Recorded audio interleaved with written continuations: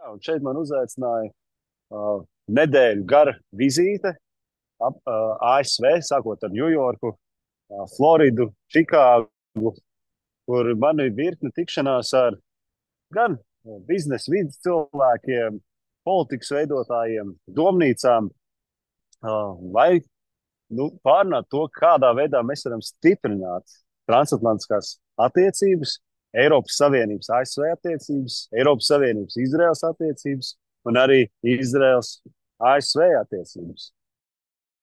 Jā, šeit tomēr ir jāsaprot, ka tā vēlēšanu rezultāts arī pamaina to dinamiku arī ASV ne tikai politiskajā dzīvē, bet arī tādā sabiedrības kopumā, kur galvenie akcenti ir, ka mums jāsaved savu māju kārtībā, ir ļoti daudz izaicinājumu, tādēļ mūsu līdzinējiem partneriem pašiem vajadzētu darīt vairāk, tas būtu gan ieguldījums savā drošībā, aizsardzībā, bet arī plašāk skatoties, it īpaši šeit ebreju kopienā ir ļoti liela neizpratne par Eiropas Savienības atsevišķām dalību valstīm, gan vēršanos cīņa pret antisemītismu, nesenais pogroms Amsterdamā, kas norisinājās, balsojumi ANO ģenerālajā asamblējā, citus darbus saņēma ļoti, ļoti liels pārmetums no ASV pilsēm, tie pat nav ebreji, kas vienkārši bija neizpratnē par Latvijas balsojumu ANO attiecībā uz Izraēlu. Tā kā šis ir tāds ļoti sensitīvs jautājums, kur Latvijai, ja mēs tā akli iesim, nezinu, tādu galēji kreisu politiķu retorikas pavadā vai nostājā, ka īstermiņa interesēs, lai kāds tāds būtu, mēs uzurpēsim mūsu ilgtermiņa intereses nacionālās, tajā skaitā apšaubīsim un iedragāsim tās partnerības, kuras mēs esam būvējuši pēdējos 35 gadus. Un viennozīmīgi tas jautājums, kas saistās ar tuvajiem austrumiem, ar Izrēlu, ar notikumiem Gazā un Libānā Lebanonā, es atvainojos, ir tāda, ka izskatās, ka tas fokus būs lielāks no Baltānām un tāpat arī no Vašingtonas. Tā kā mūsu pienākums ir maksimāli iesaistīties, būt solidāriem tajā skaitā. Protams, ieguldīt pašiem arī savā drošībā un aizsardzībā daudz pamatīgāk. Protams, tāda Trumpa uzvaru vēlēšanās, es teiktu, kopumā ir tāds liels gaidas, ka tāds status quo ierūsēšies ar problēmām, kas, absolūti, kā es saprotu, ASV sabiedrība neuzskatīja prioritātes beidzot tiks nolikts malā un izvirtītas tās lietas, kas ir samilzušas, gan ekonomika, gan tā pati ārējā robeža, ka būs tāda ātrāka rīcība. Te es saprotu, bija bažas arī no Eiropas politiķu puses, ka Trumpa ievēlēšanas gadījumā ASV aizies lielākā izolācionismā. Protams, ir pagājušas 2 nedēļas pateikt, tagad, kāda tieši tā politika Trumpa administrācijai būs pāragri, bet nozīmētie līdz šim kandidāti uz atsevišķām pozīcijām īstenībā pat liecina, neviens no viņiem nav vērsts uz izolācionismu. Un kas vēl ir interesanti, ka viens otrs ir ļoti spēcīgi arī pie Ukrainas atbalstītājs. Tas būtu valsts sekretārs Rubio un citu starp arī diezgan pro-Ukrainas noskaņos ir arī nominētais aizsardzības valsts sekretārs, Pentagona vadītājs. Tā kā šeit pagaidām plēst matus, ka tik būs uz izolācionismu vērsts un Ukraina tiks pamesta zem tanka, varbūt nevajadzētu būt tādai pāragrai tādam secinājumam. Bet tas nenozīmē, ka atslābt varu un ka tagad kaut kas notiks pats no sevis. Ir pamatīgi jāstrādā ar kongresa pārstāvjiem. Mēs redzam, arī kongress un senāts ir pilnībā republikāņu kontrolē. Tas arī ietekmēs dažādus procesus, gan ātruma ziņā, lēmumu pieņemšanā, bet arī citos skatījumos, kas varbūt zem demokrātiem ir vairāk bremzējušies. Tā kā tie ir vēl mazliet vairāk kā 2 mēneši, līdz jauna administrācija oficiāli uzsāks savu darbu. Līdz ar to vēl ir kaut kāda cerība, tiek likta, ka varbūt Baidens, gribot atstāt kaut kādu to sausu atlikumu savai prezidentūrai, pozitīvu zīmi attiecībā piemēram uz atbalstu Ukrainai, cerības par tālā rādījusa raķešu piešķiršanu.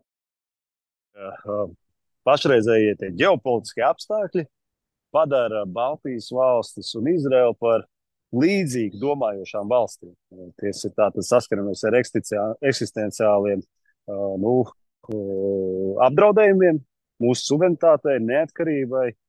Un, mums ir jāmēģina tiešām sadarboties, lai mēs savus sabiedrības padarītu noturīgas, lai mūsu aizsardzības spējas būs tādas, ka pat neapsvērtu, piemēram, iespējas pat uzbrukt. Un tas nozīmē sadarbību tieši aizsardzības jomā.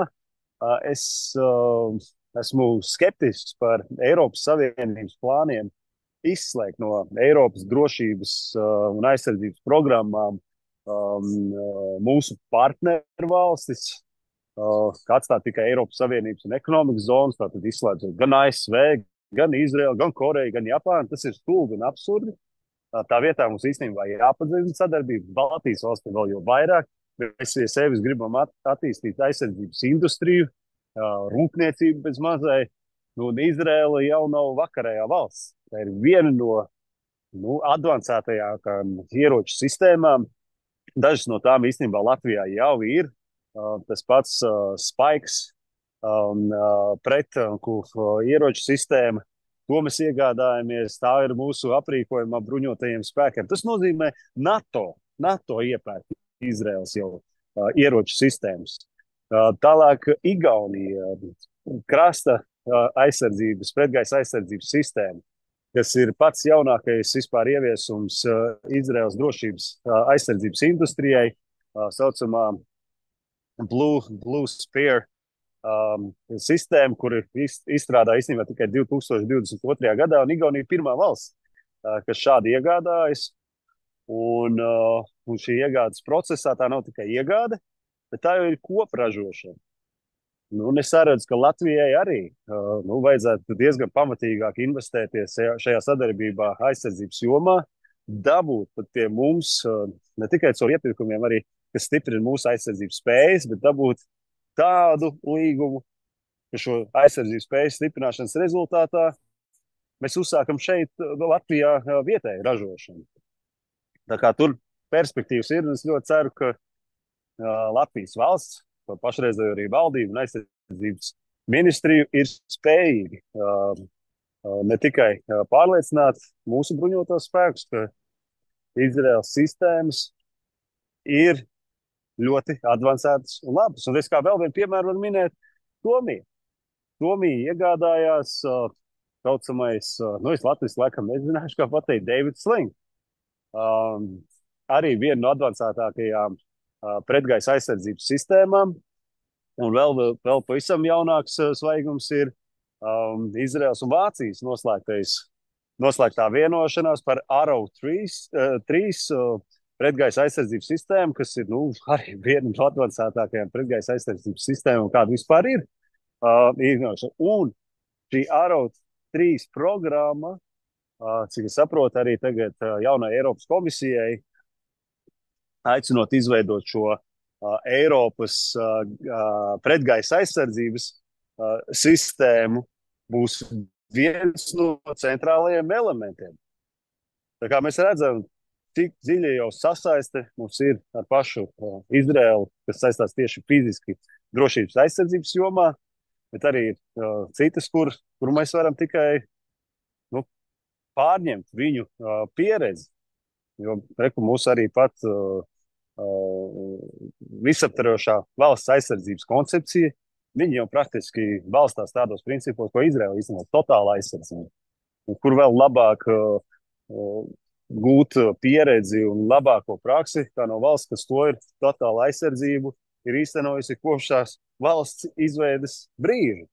Tā kā, jā, es ļoti ceru, ka divpusējā sadarbības ar Latviju un Izraelu padziļināsies, ka daudzpusējā sadarbības starp Eiropas Savienību un Izraelu paplašināsies, un ka tas pagaidām ir tāds sākums kaut kam vēl labākam ilgtermiņā.